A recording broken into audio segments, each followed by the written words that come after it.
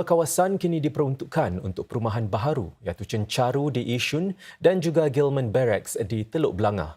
Menteri Pembangunan Negara Desmond Lee mengatakan semua ini merupakan sebahagian daripada komitmen pemerintah untuk memastikan terdapat pilihan perumahan bagi setiap golongan dan keperluan. Terletak di bahagian barat Yishun, sekitar 10,000 rumah baharu akan dibina di Chencharu sepanjang beberapa tahun akan datang. Sekurang-kurangnya 80% bakal diperuntukkan untuk perumahan awam. Ini akan menyediakan bekalan rumah baharu yang agak besar di kawasan ini, terutama bagi mereka yang mahu tinggal berdekatan dengan ibu bapa. With its development as a new housing area, we'll provide more new homes and amenities in Yishun. We will build a variety of recreational, community and commercial facilities to bring greater convenience to residents while adding vibrancy to Yishun town. These will complement existing facilities at Khatib Central and Home Team NS Khatib. Sebagai permulaan, HDB akan tawarkan sekitar 1,200 unit perumahan dalam pelancaran BTO untuk bulan Jun. Satu lagi kawasan yang dirancang adalah Gillman Barracks di Teluk Belangah. Terletak berhampiran pusat bandar, tapak era kolonial itu kini untuk kegunaan gaya hidup, seni dan F&B. Perjanjian sewa akan luput secara bertahap-tahap menjelang tahun 2030. Encik Lee mengatakan, pelbagai agensi sedang meneroka kemungkinan untuk membangunkan gabungan perumahan awam dan swasta di tapak tersebut. Besides providing more opportunities for Singaporeans to live closer to the city centre, the new residential neighbourhood can build on the character and charm of the former colonial buildings. Residents will also have easy access to green and recreational spaces, such as the Southern Ridges and Labrador Nature Park network. Tambah beliau, pemerintah akan memulakan kajian mengenai alam sekitar dan warisan kawasan tersebut lewat tahun ini dan akan mendekati pihak berkepentingan serta para penyewa sedia ada di Gillman Barracks. Mulai Jun ini, pasangan muda akan menerima lebih banyak sokongan untuk membeli flat BTO menyusuli perubahan pada skim bayaran pendahuluan berperingkat atau SDS. Ini termasuk mereka yang masih belajar, menjalani perkhidmatan negara sepenuh masa atau mereka yang baru saja tamat pengajian atau NS. Wang pendahuluan yang perlu dibayar apabila pasangan menandatangani pajakan untuk flat BTO mereka akan dikurangkan iaitu daripada 5% harga jualan kepada 2.5% sahaja. Perubahan tersebut akan bermula pada tawaran flat BTO pada bulan Jun. Buat masa ini, pasangan muda boleh memohon bagi flat dahulu dan menangguhkan penilaian pendapatan untuk geran perumahan atau pinjaman sehingga mendapat kunci flat mereka. Ini kerana jika pendapatan mereka dinilai ketika permohonan dibuat, pasangan itu mungkin tidak layak menerima geran seperti geran perumahan CPF yang dipertingkat EHG yang memerlukan sekurang-kurangnya salah seorang pasangan itu bekerja untuk tempoh sekurang-kurangnya 12 bulan. Dengan menangguhkan penilaian pendapatan sehingga mereka mengambil kunci, pasangan itu kemungkinan besar layak menerima geran dan jumlah pinjaman yang lebih tinggi. Selain itu, di bawah skim bayaran pendahuluan berperingkat, pasangan muda kini boleh membayar pendahuluan minimum sebanyak 20% secara ansuran. Bayaran pertama adalah sebanyak 5 atau 10% bergantung kepada jenis pinjaman yang diambil. Bayaran kedua pula dibayar ketika mereka mengambil kunci flat. Sungguh pun demikian, pasangan muda perlu bergantung kepada wang simpanan sendiri untuk menampung kos awal bagi menempah flat. Namun pemerintah berharap untuk meringankan beban kewangan mereka. Kami ingin terus menyokong kumpulan pasangan muda ini yang kini layak untuk penilaian pendapatan tertunda dan skim pendahuluan berperingkat atau SDS. Kami berharap ini akan dapat membantu lebih ramai pasangan muda untuk mempercepatkan rancangan perkahwinan dan keibubapaan mereka. Juga bagi membantu keluarga muda, satu skim baucar baharu turut diumumkan. Mereka yang tidak dapat menyewa flat di bawah skim perumahan sementara keibubapaan atau PPHS boleh memohon baucar bernilai $300 setiap bulan bagi memenuhi keperluan perumahan mereka buat sementara. Kami akan memperkenalkan baucer PPHS pasaran terbuka untuk membantu mereka yang menyewa flat HDB atau bilik tidur di pasaran terbuka. Baucer akan disediakan selama setahun mulai Julai 2024. Setiap keluarga yang layak akan menerima $300 sebulan dan bayaran adalah berdasarkan bayaran balik. Voucher PPHS ini akan menyediakan sedikit bantuan keuangan untuk keluarga muda yang menyewa sementara menunggu flat BTO mereka.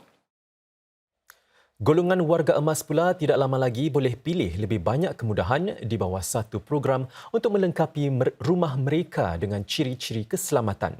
Ini sebahagian daripada rancangan bagi membantu warga emas kekal aktif dan hidup berdikari di dalam rumah dan estet masing-masing. Mulai 1 April 2024, warga emas boleh memilih berbendul jalan masuk tandas yang direndahkan, palang pegangan lipat dan penyebur bidih di bawah IS 2.0. Ini adalah tambahan kepada ciri-ciri yang diumumkan sebelum ini seperti pintu masuk tandas yang diluaskan dan kerusi pancuran lipat. Kos ciri-ciri ini akan diberi subsidi yang besar oleh pemerintah pada kadar yang sama seperti sekarang. Selain itu, saya berbesar hati ingin berkongsi bahawa isi rumah yang telah menggunakan IS sebelum ini boleh memohon semula untuk kelengkapan baru ini. HDB juga akan memperluaskan sistem amaran kecemasan tanpa wayar kepada semua warga emas yang menetap di rumah sewa awam. Sekitar 27,000 warga emas di 170 blok sewa dapat meraih manfaatnya bermula dengan mereka yang tinggal di Bukit Merah dan Kalang Wampo. Parlimen juga diberitahu pelan induk riadah yang pertama bagi Singapura bertujuan untuk mencipta lebih banyak ruang dan peluang bagi para penduduk untuk bersenam, berehat dan bersantai. Pelan induk ini diharap dapat mendorong langkah menjadikan Singapura lebih sesuai untuk didiami dan inklusif dalam tempoh 10 hingga 15 tahun akan datang. As part of the Recreation Master Plan, we are working to activate and curate networks of recreational spaces across the island, incorporating sports, arts, nature, heritage and wellness. These recreation spaces will be both indoor and outdoor, close to homes and well connected via footpaths, cycling paths and park connect. Kembali. Semasa perbahasan berkaitan Kementerian Pengangkutan, Menteri Chee Hong Tat berkongsi para penumpang di bahagian timur kini boleh menjimatkan masa perjalanan sehingga 50% dengan pembukaan 7 lagi stesen MRT di laluan Thomson East Coast TL tahun ini. Beliau turut mengumumkan kerja-kerja pembaharuan dan peningkatan bagi rangkaian LRT di Bukit Panjang dan Sengkang Punggol. Merangkumi tahap keempat TEL, stesen-stesen Tanjung Ru, Katong Park, Tanjung Katong, Marine Parade, Marine Terrace, Siglap dan Bayshore akan dibuka pada 23 Jun nanti. Sempena dengan ini, para penumpang boleh menikmati tambang percuma untuk ke-77 stesen MRT baharu ini pada 21 Jun daripada 10 pagi hingga 9 malam. Tambah Encik Chi, stesen MRT Punggol Coast di laluan Timur Laut NEL dijangka siap pada hujung tahun ini yang akan memudahkan akses ke kampus Institut Teknologi Singapura SIT yang merupakan sebahagian daripada daerah digital Punggol. Bagi laluan downtown pula, stesen MRT Hume dijangka siap tahun depan meningkatkan kemudahan ke kawasan riadah Rail Corridor. Tambahan 3 stesen MRT di laluan Circle pula pada 2026 nanti akan melengkapkan lingkaran antara stesen MRT Harbourfront dan Marina Bay.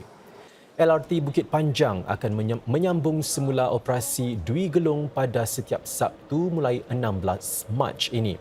Namun operasi tersebut hanya dari 11 pagi hingga 1 tengah hari dan 5 petang hingga 7 malam. Manakala LRT Sengkang Punggol boleh jangkakan ketibaan 2 daripada 25 kereta api baharu sebelum hujung tahun ini selain kerja-kerja meningkatkan keselesaan para penumpang. Dalam pada itu, Parlimen dimaklumkan bahawa Singapura akan membelanjakan lagi $1 bilion sepanjang 10 tahun akan datang untuk menjadikan kawasan kejiranan lebih selamat dan mudah untuk berjalan kaki serta berulang-alik. Ini termasuk menjadikan prasarana lebih sesuai untuk golongan keluarga muda dan warga emas. Kementerian Pengangkutan ingin menggalak lebih ramai orang untuk beralih kepada cara pengangkutan yang lebih mampan dan menjadikan kawasan kejiranan lebih sesuai didiami. Misalnya, LTA giat mempertingkatkan laluan-laluan pejalan kaki di Bukit Batok West sejak Disember lalu agar orang ramai dapat bergerak dengan lebih mudah dan selamat. Bukit Batok West merupakan satu daripada 5 lokasi yang dirintis untuk kerja naik taraf ini. Dengan sokongan kukuh masyarakat, LTA akan mendekati penduduk di 10 lagi kawasan di merata negara. Kerja-kerja peningkatan ini akan dijalankan di semua bandar HDB serta beberapa estate privat dengan kadar trafik yang tinggi menjelang tahun 2030. Menteri Negara Kanan Pengangkutan Amy Khor mengatakan, prasarana pengguna jalan raya juga akan dinaik taraf sepanjang 10 tahun akan datang.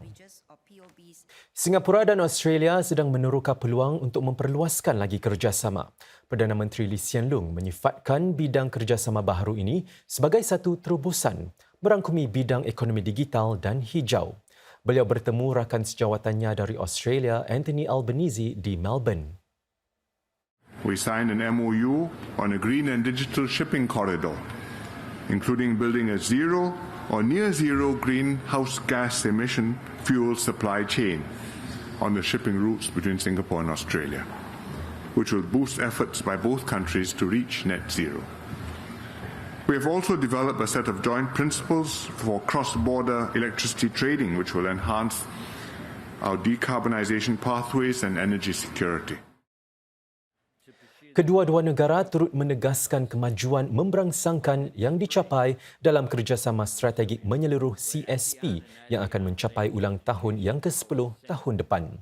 Ia turut menandakan 60 tahun hubungan diplomatik antara Singapura dengan Australia.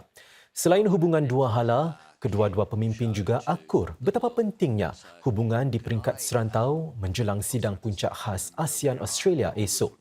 Isnin lalu, Canberra mengumumkan lebih banyak peruntukan untuk kembangkan kerjasama maritim dengan ASEAN. Ia juga turut meningkatkan latihan ketenteraan dengan Filipina di perairan yang menjadi pertikaian di Laut Cina Selatan. Namun para penganalisis berpendapat ia juga berpotensi meningkatkan kesediaan untuk berperang serta kehadiran lebih banyak kapal perang Cina di perairan tersebut. Memandangkan kedudukan berbeza pelbagai negara anggota ASEAN dalam isu tersebut, tidak mudah untuk mencapai satu kesepakatan. Semasa sidang media di Melbourne itu, Perdana Menteri Lee Hsien Loong berkata, perjanjian untuk membawa Taylor Swift ke Singapura terbukti berjaya dan bukan bertujuan untuk mencetuskan keadaan kurang mesra dengan negara-negara lain di rantau ini. Singapura menawarkan geran bagi menggalak bintang popular tersebut untuk mengadakan siri konsert di sini. Namun inisiatif itu menjadi persoalan di Thailand dan Filipina dengan seorang ahli parlimen menggelarnya sebagai tidak menunjukkan semangat berjiran. Sometimes one country makes a deal, sometimes another country does. I don't explicitly say you will come here only on condition that you will go other places. She came to Sydney. I think she had a very successful concert in Sydney. I don't know what the arrangements were, but I'm sure that mutually acceptable, sensible arrangements were made. And if that's what's needed to be done to get an outcome which is mutually beneficial and which, from Singapore's point of view, serves not just to grow the economy but also to bring in visitors and goodwill from all over the region, I don't see why not.